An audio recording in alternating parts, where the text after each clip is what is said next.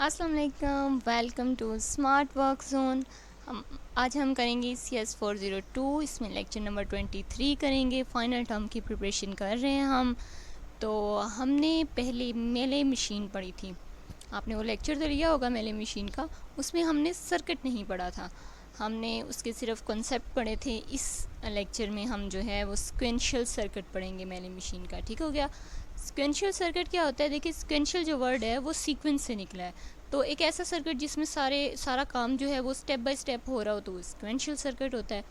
तो आज हम मेले मशीन का सिक्वेंशियल सर्किट देखेंगे। ये एक सिक्वेंशियल सर्किट है उसका। इसमें कुछ चीज़ें मैं पहले आपको बता देती हूँ। सबसे पहले हम इनपुट देते हैं, वही इनपुट की वैल्यू एक तो नैंड के पास जाती है और दूसरा वो वैल्यू इधर और के पास चली जाती है। ठीक है। फिर वो नैंड के पास से आगे ए के पास वैल्यू जाती है। ए वाली वैल्यू इधर एंड के पास, बी वाली और ए और बी का एंड के साथ मिलके वापस नैंड की वैल्यू बनती है। और इसी तरह डिले से बी में, और ये इस तरह सारा प्रोसेस होता है। इसमें हम एक एक करके चीज़ों को डिस्कस कर लेते हैं। सबसे पहले देखिए, हमारे पास जो है 4 बॉक्सेस है।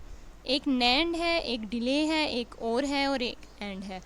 इसमें आपको गेट्स तो आपने पढ़े होंगे, लॉजिक गेट्स। तो इसमें जो जो 3 है ना, एक नैंड, एक और एक एंड, ये तीनों हमारे गेट्स हैं। तो पहले हम इन तीनों को गेट्स को डिस्कस कर लेते हैं, उसके बाद फिर मैं आपको डिले की डिटेल बता दूंगी। ठीक है। डिले इसमें बहुत इंपॉर्टेंट कॉन्सेप्ट है। तो पहले हम नैंड, एंड और को डिस्कस कर लेते हैं। तो हमारे पास एंड, नैंड और 3 तरह के टेबल हैं। तो हम देखते हैं कि एंड टेबल जो हमारे पास होता है, इसमें आपको लॉजिक गेट्स के बारे में पता तो होगा। चलिए मैं आपको थोड़ी सी डिटेल बता देती हूँ। इसमें हम 2 इनपुट देते हैं और हमें एक आउटपुट मिलता है। ठीक है। ये होते हैं लॉजिक गेट्स। तो अब एंड के अंदर क्या होता है? एंड के अंदर हमें सिर्फ वन आउटपुट सिर्फ तब मिलता है जब हमारे दोनों जो इनपुट हैं वो 1 हों। ठीक है ना। दोनों इनपुट अगर हमारे 1 होंगे तब ही हमारे पास 1 आएगा एंड में। तो नैंड जो है वो एंड का बिल्कुल उल्ट होता है। इसमें दोनों 1 हों तो 1 आता है, इसमें दोनों 1 हों तो 0 आता है। बस ये बिल्कुल सेम है, एक दूसरे के बल्कि ऑपोजिट है। कि अगर एंड में 1 आउटपुट 1 सिर्फ तब आता है जब दोनों इनपुट 1 हों, और नैंड में 0 सिर्फ तब आता है जब दोनों इनपुट 1 हों। ओके हो गया। इसके बाद हम और गेट देख लेते हैं। और गेट में 0 सिर्फ तब आता है जब दोनों 0 हों। अगर एक भी 1 हो ना, ठीक है, एक भी 1 हो तो हमारा आंसर जो है वो 1 आ जाता है। ओके हो गया ना। तो ये इस तरह ये हमारे तीनों टेबल्स हैं। तो अब हम देख लेते हैं दूसरा कंसेप्ट। दूसरा हमारे पास था डिले। 4 बॉक्सेस में से एक हमारे पास डिले है। डिले देखें क्या चीज़ होती है। डिले एक ऐसी चीज़ होती है जो आपकी एक वैल्यू है ना, जो इनपुट है, उसको रोक लेती है। यानी कि अगर आपने देखें यहाँ से, एक मिनट, आपने यहाँ से अगर देखें 1 इनपुट दिया है, 1 इनपुट दिया ना, तो एक तो ये 1 इधर आ जाएगा और के साथ, ठीक है, और एक 1 जो है वो इधर आगे आ जाएगा ए के साथ। अब ये जो डिले है ना, ये इस 1 को आगे नहीं जाने देगी। कब तक नहीं जाने देगी? तब तक जब तक नया इनपुट नहीं आ जाता। अब देखिए, अगर अब नया इनपुट आया ना 0, तो अब यहाँ 0 हो जाएगा, यहाँ भी 0 हो जाएगा, और जो है ना यहाँ जो 1 था वो इधर चला जाएगा। यानी कि डिले सिर्फ जो एक वैल्यू है हमारे पास, उसे तब ही आगे जाने देती है जब कोई नई वैल्यू आ जाती है, जब कोई नया इनपुट आ जाती है। तो डिले का बस यही मकसद है। एक जब वैल्यू न्यू आ जाती है तो वो पिछली वाली वैल्यू को आगे भेज देती है। ठीक है। तो ये डिले का जो है काम है। तो आपको सब चीज़ों के मतलब समझ आ गई। एक हमने ए और बी 2 पॉइंट रखे हुए हैं। इन 2 पॉइंट से हम चेक करते हैं कि हमारी जो वैल्यू है वो सर्किट जो है वो हमारा काम कर रहा है या नहीं कर रहा। इन दोनों के हम वैल्यूज़ लेते हैं। देखें, ए की वैल्यू और बी को, इन दोनों की वैल्यूज़ लेके उन्हें एंड अप्लाई करके तो वो नैंड पे आके इस तरह ना ए की न्यू वैल्यू बन जाती है। चले मैं आपको नीचे से बताती हूँ, ये आपको नीचे बताऊँगी ना तो वहाँ कॉन्सेप्ट क्लियर हो जाएगा। आपको बस अभी तक जो है ना वो ये 4 बॉक्सेस क्लियर करने हैं। नैंड क्या है, डिले क्या है और एंड। ठीक है। उसके बाद नीचे आ जाती हैं ये, उन्होंने ना एक ऑर्डर बनाया हुआ है। नॉर्मली भी हम 0 और 1 के दरमियान हमने ऑर्डर बनाना हो तो क्या करते हैं, हमारे पास अगर वैल्यूज़ हों 0 और 1 की, तो हम 0 1 तो इसके हम कैसे बनाते हैं कि 0 0 बना देते हैं, 0 1 बना देते हैं, 1 0 बना देते हैं और 1 1 बना देते हैं। ठीक है ना। इसी तरह हम इसकी वैल्यूज़ बनाते हैं।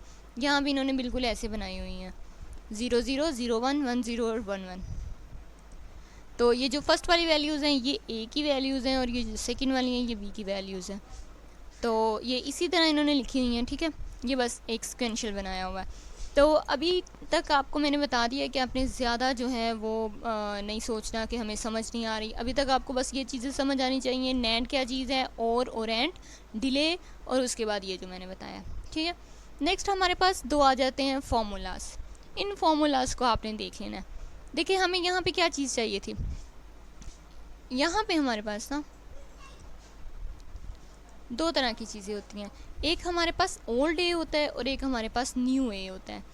तो जो देखिए हमारे पास ओल्ड ए कौन सा होगा, जो यहाँ ए था। जब न्यू वैल्यू आई तो ए की वैल्यू नहीं बन जाएगी, तो ये आगे चली जाएगी, तो फिर वो बी की वैल्यू बन जाएगी। तो इस तरह हमारे पास एक ओल्ड ए होता है, एक न्यू ए होता है, एक ओल्ड बी होता है, एक न्यू बी होता है, ठीक है। चार वैल्यूज़ हमारे पास ए बी की होती हैं।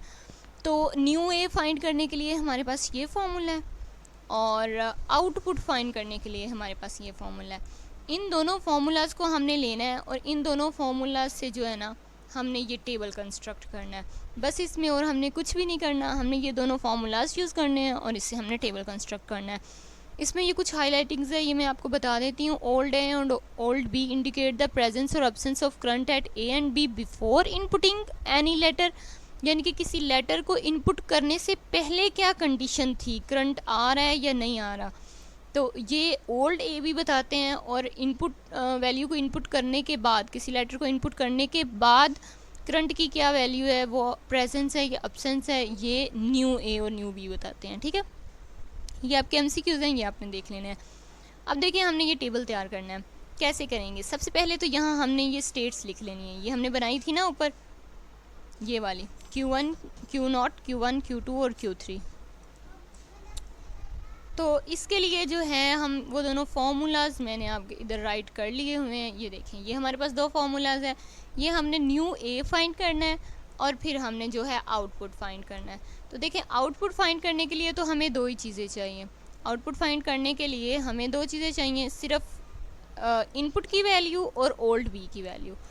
तो सबसे पहले स्टेट क्या है हमारे पास, 0 0, ठीक है। तो इससे हम जो है आउटपुट फाइंड करते हैं।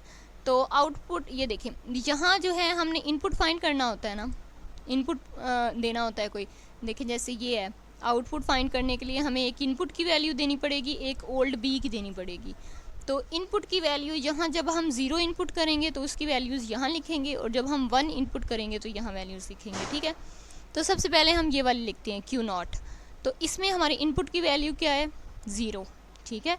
तो हम यहाँ पे पुट कर देते हैं इनपुट की जगह, एक मिनट, इनपुट की जगह हम 0 पुट कर देंगे, और उसके बाद हमारे पास है और फिर हम लेंगे ओल्ड बी की वैल्यू। तो हमारे पास यहाँ ओल्ड बी की वैल्यू कौन सी है, देखिए हमारे पास ओल्ड बी की वैल्यू ये ए है, ये बी है हमारे पास। तो हमारे पास बी की वैल्यू 0 है, तो हम यहाँ पे जब 0 पुट करेंगे, ठीक है, तो हमारा जो आंसर है वो 0 आएगा। क्या हो गया ना, 0 और 0 और जब करते हैं, ये देखें और टेबल में जब हमने दोनों वैल्यूज़ 0 पुट की हैं, ये वाली 0 और ये वाली 0, तो हमारा आंसर क्या आया, 0। तो ये हमारा आंसर 0 आ गया। तो ये 0 जो है ये हम यहाँ पुट कर देंगे, ये देखें ये हमने यहाँ आउटपुट में 0 पुट कर दिया। तो अब हमने स्टेट फाइंड करनी है। स्टेट फाइंड करने के लिए हम दूसरा फार्मूला यूज़ करेंगे। दूसरा फार्मूला है हमारे पास न्यू ए के लिए। पहले हमने इनपुट इसमें पुट करना है। तो इनपुट क्या था जो अभी हमने पुट किया था, क्योंकि हम 0 वाली कंडीशन लिख रहे थे तो 0 आएगा। उसके बाद यहाँ नैंड आ जाएगा, तो फिर यहाँ पे हमारे पास जो है वो ओल्ड ए और ओल्ड बी की वैल्यू आ जाएगी। ओल्ड ए भी हमारे पास 0 है क्योंकि हम 0 0 की कर रहे हैं, तो एंड के बाद हमारे पास दूसरा भी 0 आ जाएगा। तो देखें यहाँ पे हमारे पास जो है वो ये 0 एज इट इज़ आ जाएगा, ठीक है। उसके बाद हम नैंड लिखेंगे, नैंड, और ये हमारे पास जो 0 एंड 0 है, ये वाला 0 और 0 एंड टेबल के अंदर हम 0 और 0 लगाएं तो हमारे पास क्या आता है, 0। तो यहाँ भी 0 आ जाएगा। तो इसी तरह अब हम दोनों साइडों पे 0 आ गया, तो इसे हम NAND के टेबल में लगा के देखते हैं। NAND के टेबल में जब आप दोनों 0 लगाएंगे तो आपके पास आंसर क्या आएगा? 1। तो आपकी जो न्यू A है वो हो गया 1। तो हम यहाँ न्यू A की जगह पुट कर देंगे 1, और आपका न्यू B क्या होगा? जो आपका पहले वाला A था वो अब न्यू B हो जाएगा। तो ये स्टेट आ गया आपकी, ठीक है, 1 और 0। और 1 और 0 देखें यहाँ पे, 1 और 0 जो है वो Q2 है, तो हम इसके साथ यहाँ Q2 लिख देंगे।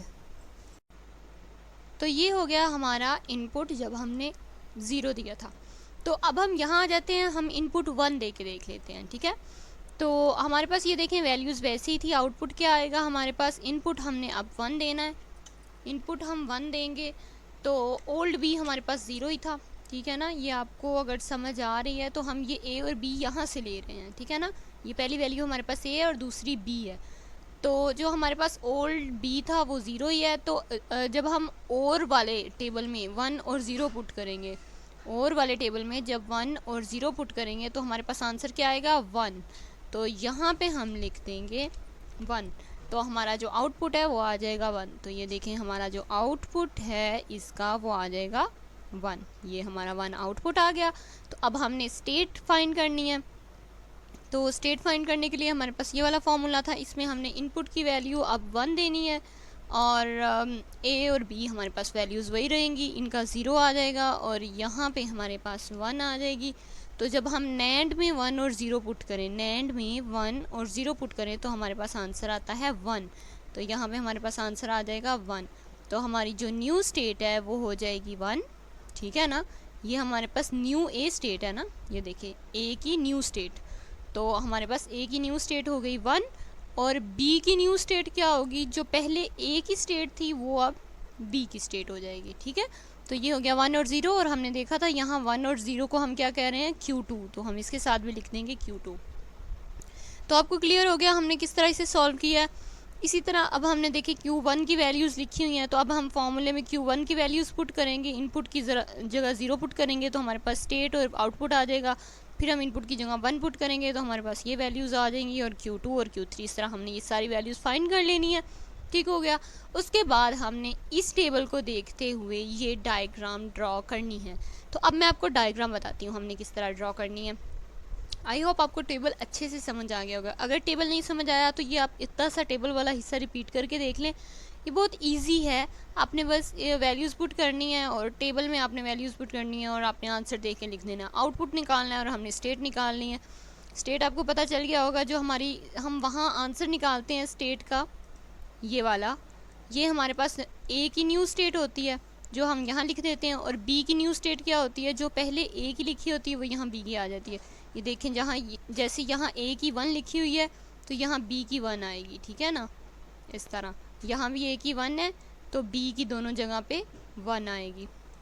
यहाँ इन दोनों में A की 0 है तो यहाँ पे B की दोनों जगह पे 0 आएगी, ठीक है। तो अब हम देख लेते हैं हमने डायग्राम कैसे सॉल्व करनी है। तो देखिए डायग्राम के लिए सबसे पहले हमारे पास इनिशियल स्टेट होती है Q0, ठीक है।